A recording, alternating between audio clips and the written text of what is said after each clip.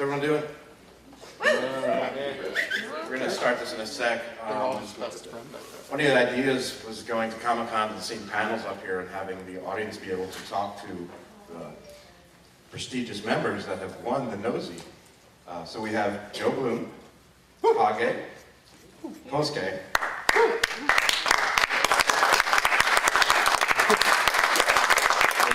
on his way, and we have a couple might trickle in here and there. But we just want to keep it kind of organic. I'll go through the list that you guys made. This is just your opportunity to ask them kind of anything. How to get better, what product Joe uses in his hair. So, I'll just start with some of the first questions. You guys, I'll pass the microphone like, yes. But what does your art training consist of?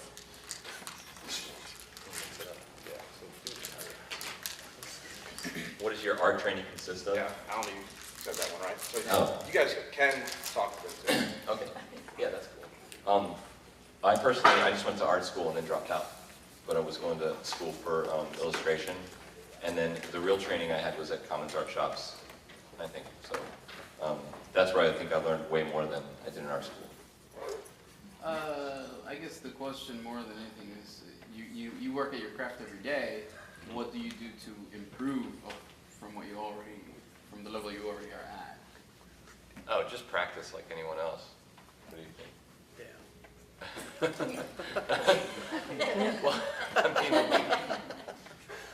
some people draw circles or what have you. Some people draw certain things. Like, what are some of the key items that you practice? I personally am working on a lot of projects in picture books and animated movies, so I'm constantly doing those bits of freelance work.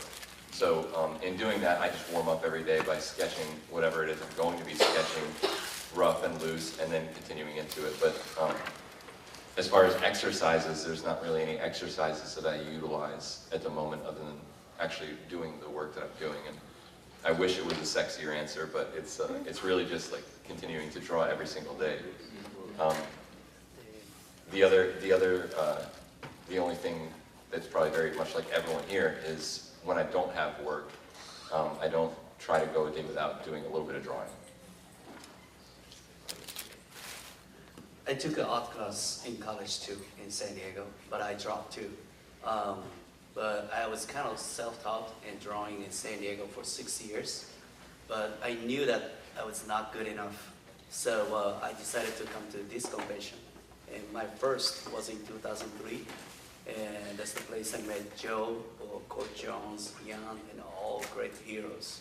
So ever since then, I asked Coach Jones to teach us. So every once a month, we send a drawing, and he gave us lots of critique.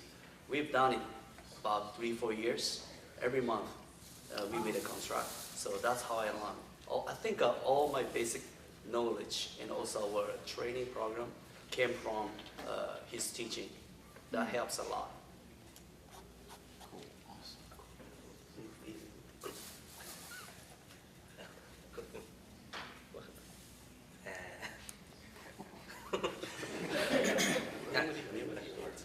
僕は特別な絵の学校には出てないんですけど、漫画やアニメを模写しながら絵のスタイルを勉強しました。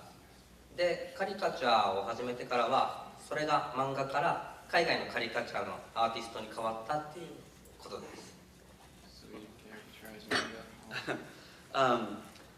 He graduated art school too, but he was so much into a Japanese anime or comic, and he was always practicing tracing and drawing. And after he moved to Tokyo, he started learning caricatures. So now his style is kind of mixed of comic style or cartoon style and the caricatures he said. What do you guys love about the caricature art form? Okay, what's your favorite part of it? Usually, well, my favorite is live sketching. And always I enjoy the thrill. And also when I show the drawing, the customers are happy, and that gives me happy too. So that's what I like about it. Because usually you never know if you could spend a lot of time creating the product, but you never know what's the result and whether they're really happy or not. But with the live sketching, we see face to face, and that gives me a lot of energy. That's what I like about the caricature. Like I was saying to Lonnie earlier, is I'm doing freelancing, like advertising, animation, things like that, and it has been the most valuable skill set I've ever garnished, is to be able to do caricature, whether it's like designing something for a pharmaceutical commercial, but they need cute little characters that represent proteins in a body, or whether they want to take a show on Nickelodeon and do a holiday animated thing and adapt a live actor into a puppet that looks like a certain style, but they need that actor caricatured. It's the one thing that comes up over and over and over again in children's books and in animation and film, storyboarding, all that. It's the one thing that every time I do work, people comment that there's this like competitive advantage that I have in my work because they say your faces are expressive, or the attitudes and the personalities of the people are always clear and consistent, or they say we love how exaggerated you start out with your character design. And so it always feeds back to, it's the one thing that actually has set any of my work apart outside of caricature, is the fact that I have that in my tool belt. And I don't think there's been anything else that has given me any advantage in stuff outside of the theme park and commissions and painting, in my actual like commercial work or publishing work, than caricature. So it's just become a tool set that continues right through the work, even if I'm not drawing caricatures every day. I'm utilizing that all the time. And it really, really pays off.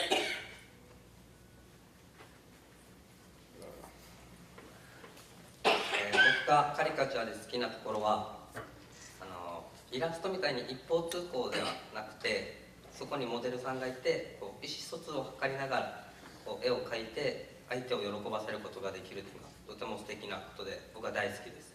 で特に今みたいに僕は英語が喋れないんですけど、言葉がなくても絵を通してコミュニケーションを取ったりすることもとても大好きなところです。What he likes about the caricature is he creates not only his own with the customers, try to see their reaction or try to have a verbal conversation and communicating with them, and then try to create what's the awesome of drawing, expressing the customers. That's what he likes about it. And also, he said, even though he doesn't speak any English, he said, but to be able to meet lots of people from different countries, or finding the friends, communicating with the people around the world, that's what he loves about it. Jeff has a lot of good questions. One of them, how has winning the Nosey helped with your career or changed it at all? Well, the first thing, like Kosuke made the point of the caricature artists all around the world, the organization, ISCA, or what was NCN at the time, that's been the biggest impact in my life, is making friends, which I call this my family reunion every year. That's been incredible. So just making friends, meeting people. But then to actually get that was, I think, a motivation of confidence, because I personally, like I said, I dropped out of art school because I was motivated to do something other than that, and I wasn't learning enough at art school, or I wasn't getting what I wanted out of it. And then I think that was one little shove of a validation that this is a path you can try. And so immediately after that, I started taking more risks, which I think gave me the opportunity to start saying, okay, I can do editorial illustration if I try, rather than thinking someone has to give me permission. And then everything kind of snowballs after that. You start feeling like, okay, there's artists who like my work, so I have the confidence to continue to take those risks in stepping into animation and stepping into writing. And that one little seed of a confidence at 23 years old has definitely stayed there. And it still gives me the sort of guts to try to, whatever's next, just dive right in, because, we're all insecure. And so winning an award from your peers makes you feel a little bit like, okay, cool, I'm not crappy. And Dave Smith is here. Yeah. Hey! The OG. Dave is the first Nosey. Big Wasn't it? Ah, Nosey winner. Hey guys, sorry. The bowling trophy winner? Okay. I would say winning the award was my big achievement, but it was not goal at all. But during the process, I learned a lot, meet lots of people, and that changed my life. So I don't know if I answered your question, but during the process, I met lots of people and learned a lot. So yeah. Did you say that? 僕の場合は、ゴールドノージを取ってから仕事の内容が変わりました。お店で書くのが仕事だったんですけど、そこから技術の責任者として、社内外の育てるっていう仕事を任せてもらえるようになりました。For his situation, the content of the way he works in Japan has changed. Until then, he was drawing at the shops mainly 5 days in a week. But now he's become more like a trainer or teaching, and that's mainly what he's doing now. What's the question? How has winning the Golden Nosey impacted your life or changed your life? Oh, wow. Those are the questions too beforehand. So long ago. 92. It's. It would be, I guess the answer is just, my caricature life, over the years going to the conventions and people coming to me at the park, recognize me as a Golden Nosey winner, because that has really crescendoed over the year. I mean, I beat 12 people. So over the years, as the convention's grown and everything, that title has grown. So whereas it was really cool in 1992 and 93, it means so much more in 2017. To be up here with these guys, and so it's provided, the conventions and be able to know people I might not have known, and Take microphone. what's that? Microphone, recording, so just make sure you're into the microphone. Okay, is that better? Yes. Okay, I'm a loud guy anyway. So, yeah, is it really necessary? But so as far say life changing, well, yeah, because I mean I'm a lifelong caricature artist, so and proud of that. So in that respect, I mean it's just given me a title which it becomes more and more coveted all the time. I come here, once again, it was when we had the convention in Mexico, it was a total with entourage and everything, about 30, 35 people with 12, 13, 14 artists, and I think 4 or 5 of us from Tampa out of that. And then you come here and, when I'm able to make it to a convention and you're wearing a tag that says master on it, who are you? Who's that dude? So in that way, it's changed, and yeah, that's what I got. There you go. This one's from Tom. How do you approach the ISCA competition as an established Nosey winner now? How do you approach the competition as a past Nosey winner? Yep. That's really cool. They've changed in the last few years, so anyone who's kind of new, it used to be anyone could win every year, and then a while back, I believe Tom Richmond changed it to where once you won a Nosey, you can't win again, and then a few years ago, it was switched back to there's no cap. You can, if everyone competes, and there's no Masters category, so everyone's just thrown back into the woods again. I think it's really cool and a challenge. When there was a Masters category, we would joke around that we would kick each other's ass every year. Jan Akavik started doing that, started kind of harassing us, poking fun, saying like, oh, I'll kick your ass again now that there's a Masters category. But what's cool is it kind of reinvigorates you to try. I mean, I think we all, like anyone, try very hard every year just for the sake of loving what we do. But knowing that it's kind of like open again, I think it motivates us to try new things and to try to stand out a little bit, because in my opinion, I won't win again. I think that it's really cool, the level of talent, how high it's gotten, and I feel like, just like Dave says, you know, at a certain point, there's so many talented people that come in, you all of a sudden go, oh crap, everyone's better than me at this. And so it gives you a new lease on trying things, and what it's done for me personally, that there's like, the competition is open, is I try new things every year that I don't feel comfortable with. So I've been, if anyone's come the last couple of years, see I'm starting to paint really large, and because my buddy Chris hates when I paint giant, I'm trying to keep it smaller this year, but I'm really insecure about it. But it gives me more reason to keep trying the things that I think I suck at the moment.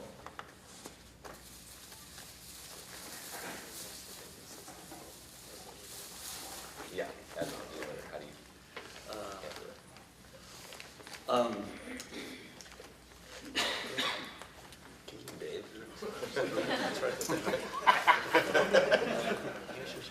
Well, I approached the convention to come here. What's that? Just point it at your mouth. Like this? The nose, yeah. Hello? Yeah, just Okay. point it at All right, there we go. There you All right. go. Is that close enough? Oh, yeah. I approached the convention because I come here to learn. I'm not an illustrator, and that's how the convention has really grown over just the pieces of artwork that come out of here. I'm a gig artist, I'm a retail artist, and I embrace that, and I really rarely even take on anything that has anything to do with illustration, which makes Lars very happy because I spin stuff off to him all the time. So the way I approach the conventions now is, I get to see a lot of people I don't get to see all the time, and I just watch. So I don't do much drawing here. And now the digital, I came here to try to pick up some digital things and try to absorb as much as possible, and connect with everybody. When the convention's coming, like everybody else, I get excited, but it's more about the camaraderie and teaching than anything. So I'm more with you guys. I may be up here as a Golden Nosey winner, but I really look at it as just like you guys come here to soak in as much as possible.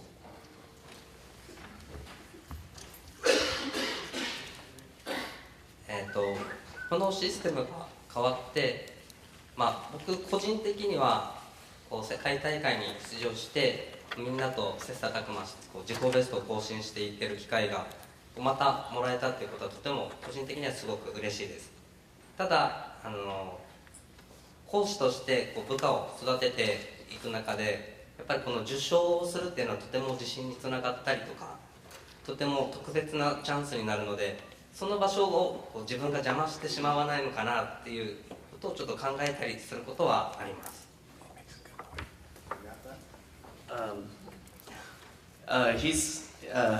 His opinion is exactly the same as mine too. We are so happy to able to come here with a bunch of art materials and break our record of ourselves and try to break our limits. But at the same time, we are teaching people and giving the chance to our employee artists to come down here. And winning award gives lots of confidence, and also their all efforts through the year pays off. So we don't want to bother their chance. So we feel a little, happy and a little worried at the same time. So that's how we feel. What is a piece of advice you give to someone that's new to Caricature or this convention? Piece of advice for someone who's new to the convention or Caricature. Me personally, it's like anyone who saw Manny's presentation yesterday. It was yesterday, right? This week. No, is to always push yourself and take chances. So that's a big thing to me. I noticed that when I started doing caricatures in the theme park, and a lot of us do like gigs or did gigs in theme parks, is a lot of people would play it safe and this is the one place to just not play it safe and take chances. And I think that's always a good bet, because this is the one place where it is safe to not be safe. And there's your peers here who can give you feedback. And the coolest thing to me about this convention is, again, it's like a family reunion, and it's a place to meet new people and have conversations about art form that you wouldn't normally have anytime throughout the year. So I think that walking around and chatting with people is the biggest thing that I get out of it. And then giving myself a chance to exercise some kind of new art form. But that's, to me, the biggest thing, is to walk around and take advantage of all the people around you, for whether it's critique or conversation or getting to know a new friend, like a lifelong friend. You'll surely come out of here with 5 of them. I'd say observation is the most important thing, because instead of drawing hard, sitting at one place and make a good wall, that's very important. But there are so many great artists around you, so you have a chance to see how they are drawing, or you have a chance to ask them questions, or you have a chance to get critique from these people, and that will change the rest of the year. So when I was 20, I totally forgot about it, so I kind of regret. But now, after winning an award, I feel more relaxing and talking with the people, having a drink together, chatting, watching, and I enjoy convention more than any times, any previous times. So please take a time to observe how they are drawing, or asking a question, or making a conversation. Yeah, same Kage. Yeah, making friends. Yes. Same, yeah, no. No, one thing I would say is it's kind of redundant, but still balance your time observing and drawing. I mean, if you're brand new, a lot of times it's easy, I suck, I don't like hearing new people say that. I don't at all, because we've all been there. We've all started. At some point, there was a start point for every single person, whether it be us guys, you got, everybody had a starting point. And so balance your time between drawing and observing, because if you don't draw, or you're intimidated or something like that, how's anybody going to critique you? People, it's a very big family atmosphere at the convention, and so put your stuff out there, but then take it, say it, watch and get your critique, and put your 2 cents in put your 2 cents in as well. So, but overall, as a brand new caricature artist, you got to draw, and draw. With every mistake, there's a lesson. Okay.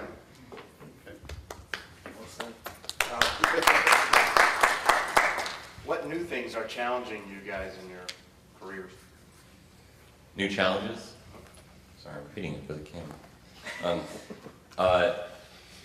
The thing that's cool about, that I didn't mention just a minute ago about the convention, to me personally, is, and you should take advantage of all the different career paths that everyone has around here. Like, I was just talking to an old friend who worked in animation and then got into caricature. We were talking about that last night for about a half hour, and I didn't know that she was in animation first, and I didn't know that she was doing that. So there's so many people who do so many different things here.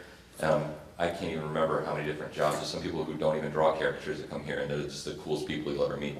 So I love chatting with people about what they do too. But career challenges. The thing I'm facing right now is taking risks again. I'm trying to do a lot of writing, and the first thing that people will tell you, as just like being an artist, when you haven't done something, is they'll say, you're not that. They'll typically say, oh, you're not an artist, or you're not a real artist. We've all sat there and drawn a caricature, and people are like, oh yeah, you should work for Disney, you should become a real artist, because you're good. Well, that's in almost everything. And any art form, people tend to want to tell you what you don't do. And so, especially I'm finding writers are pretty snooty a lot of the time. And I'm trying to do more writing on my own, and that's incredibly humbling. So, that's where I'm at personally. I'm trying to do children's books and children's literature and write novels, and that's crazy hard to do. And I suck at it right now, so that's what I'm challenged with right at the moment. But being able to do that and then still maintaining a craft of drawing and painting That takes a lot of time, but I don't know. As I talked about this at the last year during the convention, but we want to introduce what the caricature is to all Japanese people. So we started opening shops all over Japan. Right now, we achieved to 28 shops. We have 115 employees and full-time. So we want to just keep expanding this business and also create a body of what the caricature is. So instead of talk about the business, we want to be a good artist and we want to create a good work and we want to introduce what the caricature is correctly to all Japanese people. And last year, me and Kosuke traveled to Hong Kong or Spain or here, other countries. But we want to talk about what we are doing to people who are interested in what we are doing. So we want to just keep traveling, learning, and kind of like, telling them what we are doing. So that's what we want to do, and we want to continue doing it.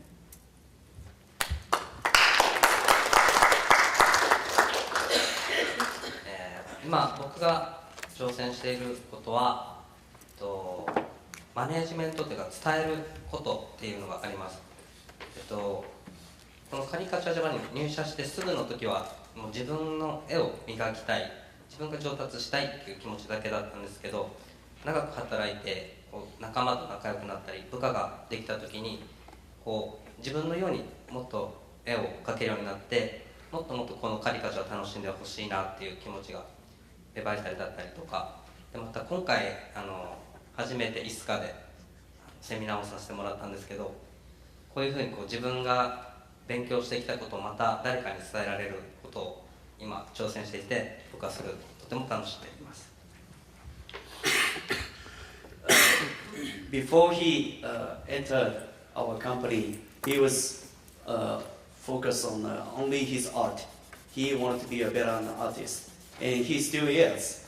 But the reason why he can come here is people working today or yesterday or during this week so that he can come. So he said that he wants to give an opportunity to grow for other artists. And he did a seminar the day before yesterday, and he was kind of afraid of doing it before, but he said he was very happy for his result. So he wants to give a chance to others, kind of like what he has done here. The big challenge I've had lately is still just making the transition into digital live and trying to absorb that. And there's a huge gap between drawing with a marker and been doing characters for 37 years and transitioning that confidence to a stylus and try to and just absorbing the medium of digital has been probably the biggest challenge I've had. That and also managing a full-time job, managing a retail operation, and then also my freelance, doing my events and all. And I have 2 teenage daughters, and that's no picnic. So, yeah, so all of that. So all that balled into one is just, I guess, time management for your family time.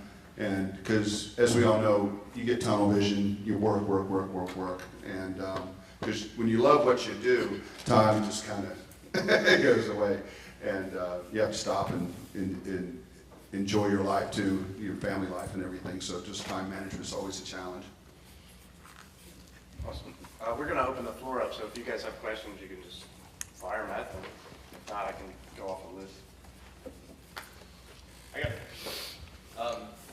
Culturally, what do you guys take away? Like, what do American artists take from the Japanese artists, and for the Japanese artists, what do you find coming to the American convention, and what do you pull from American caricature art?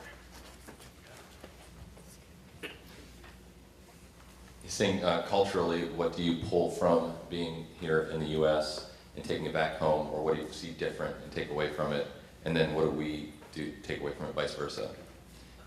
Okay, I need to try to You need time to think, okay. Well then, America will go first.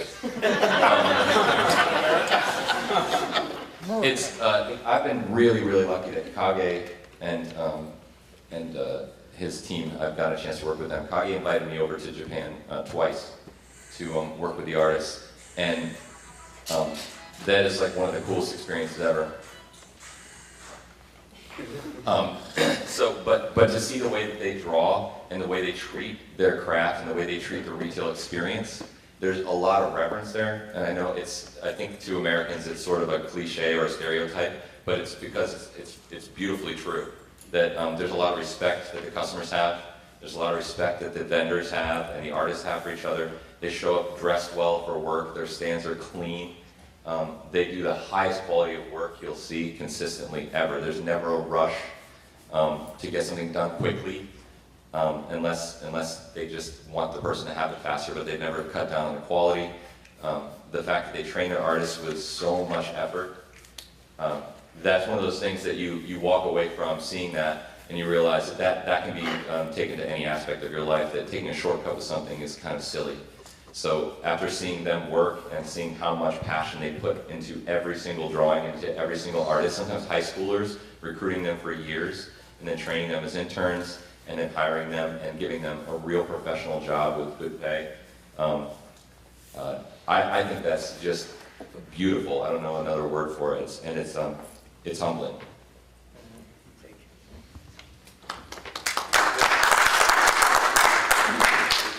Really, I don't have a whole lot to add to that. I mean, because my experiences are here at the convention, of course, and I don't have to tell you guys to see the commitment and the passion to the piece, the artwork that comes with them when they come. But you know, that's true, you know, with everybody here. But you know, I think Joe said it best, but he had more to pull from there. Going over there.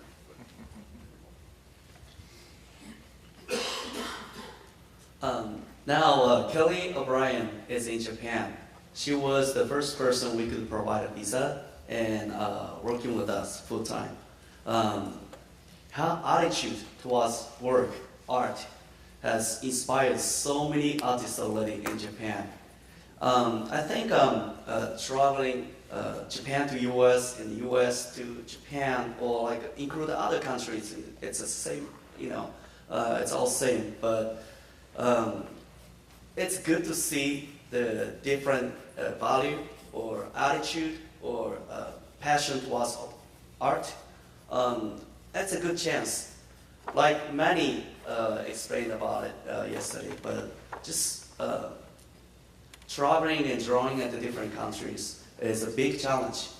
And we enjoy these adventures. And without the getting out from your comfort zone, that gives you lots of motivation, learning, and also inspiration. So that is the great value of doing this, I think. Good question.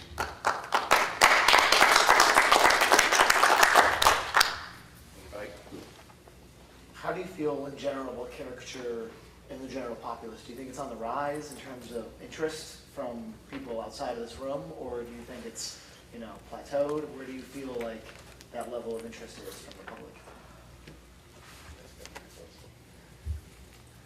Well, thanks. That's a great question. I don't think it's changed at all. I think through time, you know, character's always out there, but I think their presence has grown. You know, I think we've grown as the character, the vendors and the gig artists and everything, and that, and so it's more out there. You could even say somewhat diluted. You know, so you know, there's you see the purchase trends and all that change, but I don't think, you know, whereas the demand for caricatures in 1975 versus 2017 is really any different, because you know, your general populace, you have to put it in front of their face. So I think as a whole, the whole market has changed, where it's done. it's everywhere, you know. You know, you used to go to the fair and there'd be maybe one vendor, well now there's 2 and 3, and it's a huge presence. And, you know, and well, tell how well that's doing. Theme parks, it's hit and miss. You know, there's now in the theme park industry, is some still do very well, but some not as, you know. Gigs are, you know, everyone knows you have a good year and then you have a bad year, and then you have 2 good years and you have a bad year, you know, so, you know, that's like a school of fish, you know, it's you know, people, it's how you're advertising yourself. So really, you know, it's really up to you, you know, how do you want to make it? So get yourself out there. You got to put the legwork in, you know, so, but as far as the general populace, you know, they're still trying to figure out how to spell caricature. How do you spell caricature? I gave it a try. C-H-A. Anyone? Was there anyone you were ever nervous to meet, an artist? Joe Bluhm.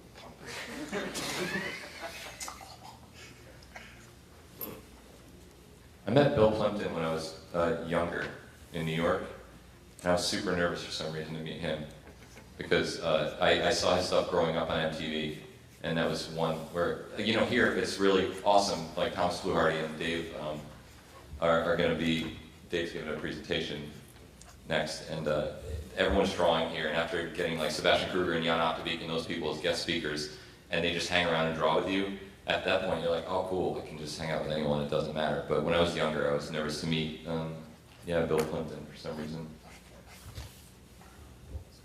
Were you ever nervous to meet any artists? Yes, all the time. I still do. You know, real friend, we have we spend a lot of time in Japan and US, but still, I'm still nervous sitting next to Joe and talking in front of you guys, so, all the time, but don't be afraid. Yeah, don't be afraid.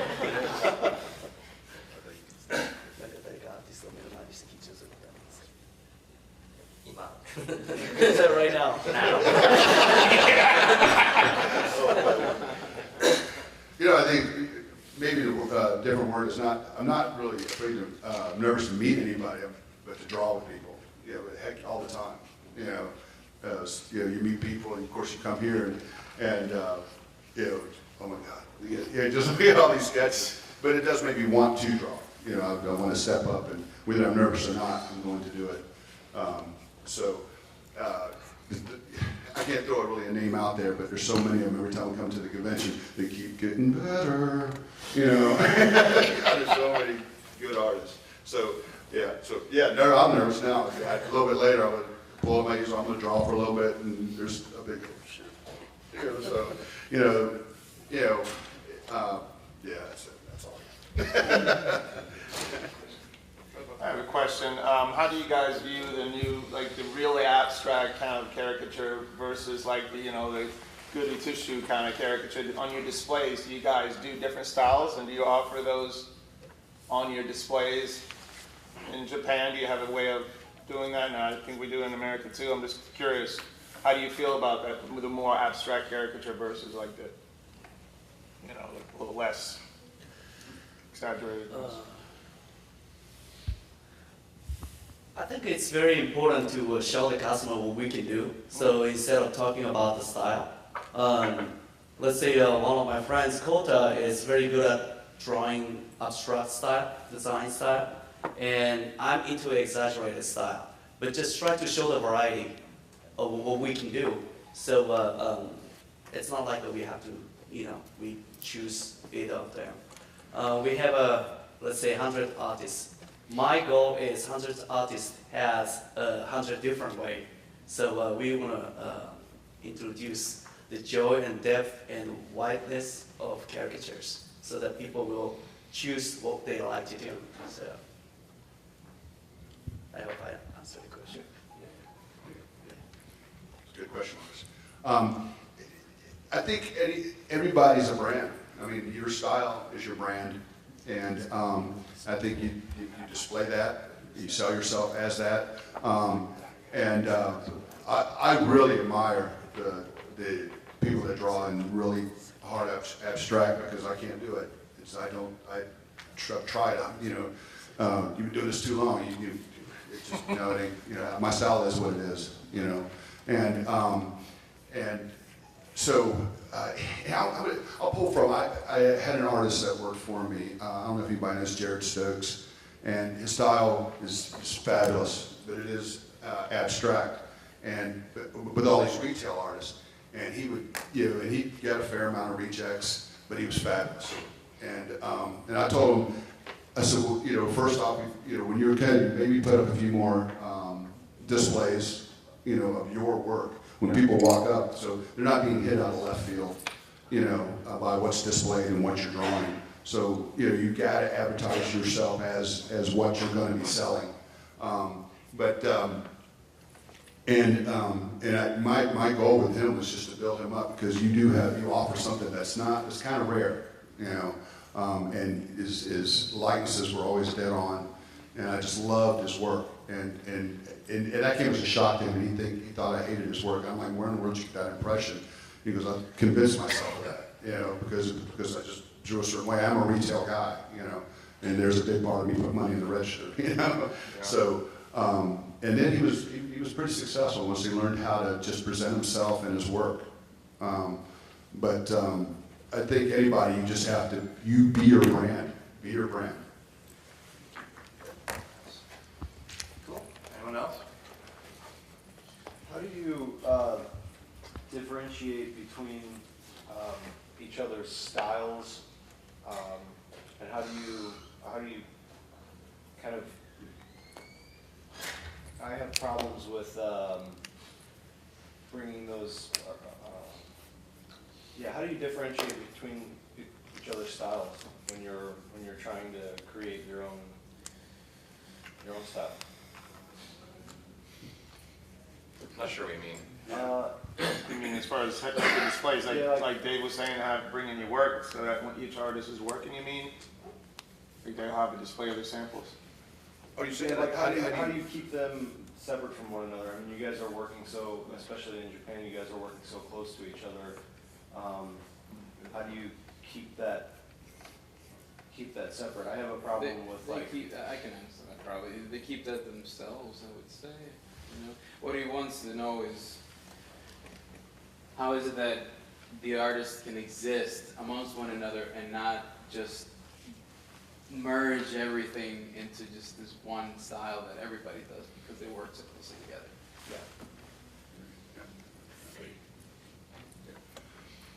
I think I do a lot of training and teaching, and the big thing when I'm teaching is I tell them I'm a guidebook.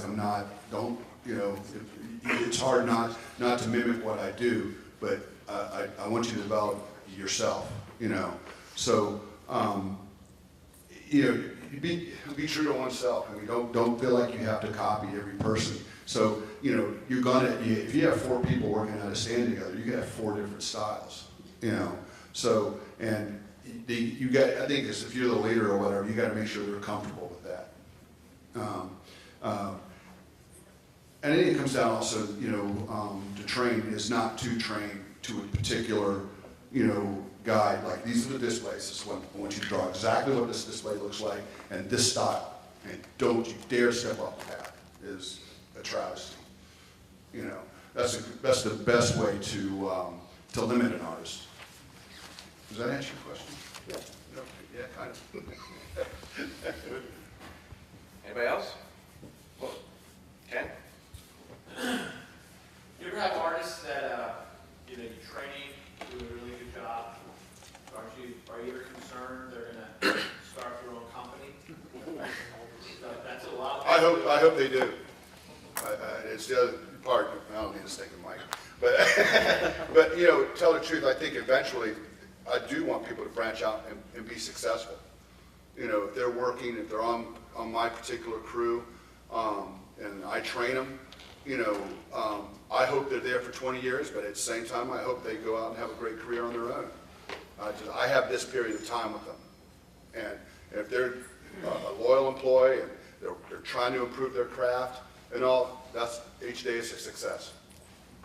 Because in San Francisco, there was a spot on Pier 39, they're just hiring kids out of art school,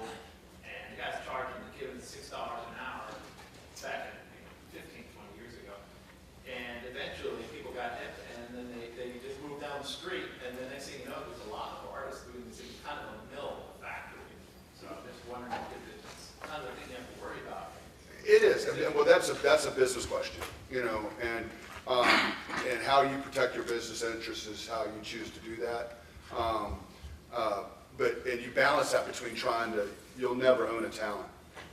You know, someone, you know, you can have talent but not desire. You can have, you know, it just depends on what you want to, you know, some artists are perfectly happy working for a company and punching a clock and, you know, like that stability.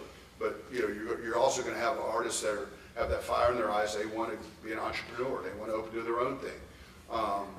And that's where you get into non-compete agreements, and, you know, that's where I think if you're a vendor and you have a contract, and you pay attention to how your contract's written and why you know, there's those things come into play. Well, But that's on the vendor, you know. I'd say that the problem with where I was is that the pay was so low. I'm sorry? The pay was so low. Yeah. I think that most of the people who were artists it wasn't working out for them. You know, the split was crazy. Well, then you're just begging for them to go off. Yeah. You know, yeah. You guys take care of your guys, or Yeah, I mean, people, over there. artists, you know, contrary to popular belief, they can do math. You know, and they'll figure out that I can do better over here. I can write my own contract. I mean, it's, you know, so I think, you know, you have to give them at least an opportunity to make money. I mean, comics, art shops, whatever, you know, we're big and everything, and we offer an hourly wage, and you know, say the pay is low, but, you know, the opportunity that's commission or, you know, the opportunity's there. You know, so, you know, when people question that, I'm like, well, you know, no, you know, the commission rate is there, and what you do with it is you know. And some parks are better than other parks. But generally, if you're going to be a professional character artist, be a professional character artist. So, and sales is a part of being a professional character artist. You know, so if you're not gonna be a professional character artist, you're not gonna sell caricatures, then, you know, then you need to be an illustrator or whatever. That, you know, if you have a problem with the sales end of it, you know, don't you know. Now I guess maybe I'm sounding defensive, but you know, and don't judge somebody when they want to be successful and go where the opportunity's better.